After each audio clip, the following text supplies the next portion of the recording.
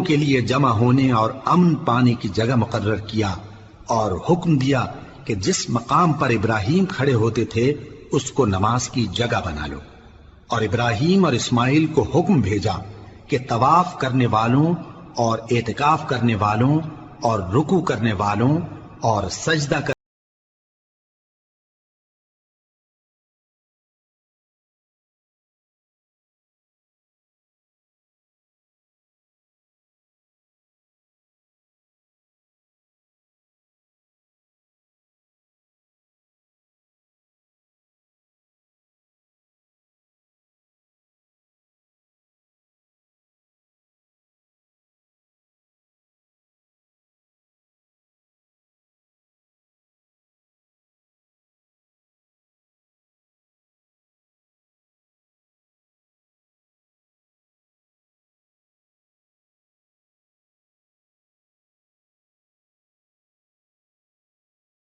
بنا، اور اس کے رہنے والوں میں سے جو اللہ پر اور روز آخر پر ایمان لائیں ان کے کھانے کو میوے عطا فرما۔ تو اللہ نے فرمایا کہ جو کافر ہوگا میں اس کو بھی کچھ مدت تک سامان زندگی دوں گا، مگر پھر اس کو عذاب دوزخ کے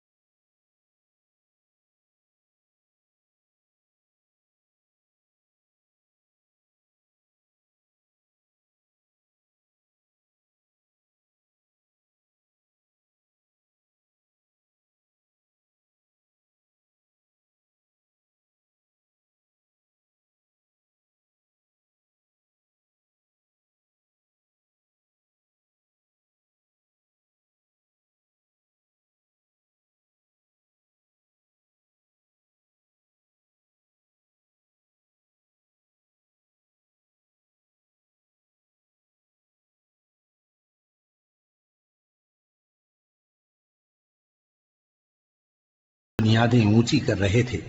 تو دعا کیے جاتے تھے کہ اے ہمارے پروردگار ہم سے یہ خدمت قبول فرما، بے شک تو سننے والا ہے جاننے والا ہے۔ اے پروردگار ہم کو اپنا فرما بردار بنائے رکھیو اور ہماری اولاد میں سے بھی ایک گروہ کو اپنا حکم بردار بنائیو، اور پروردگار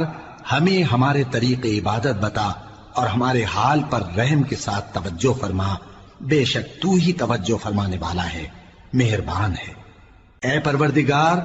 ان لوگوں میں انہی میں سے ایک پیغمبر مبعوث کیجو جو ان کو تیری آیتیں پڑھ پڑھ کر سنایا کرے اور کتاب اور دانائی سکھایا کرے اور ان کے دلوں کو پاک صاف کیا کرے،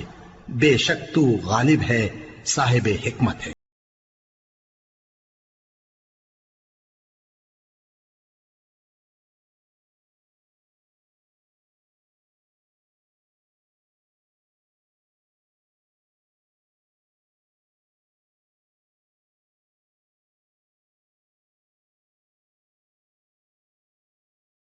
اور ابراہیم کے دین سے کون روگردانی کر سکتا ہے بجز اس کے جو نہایت نادان ہو، اور ہم نے ان کو دنیا میں بھی منتخب کیا تھا اور آخرت میں بھی وہ نیک لوگوں میں ہوں گے۔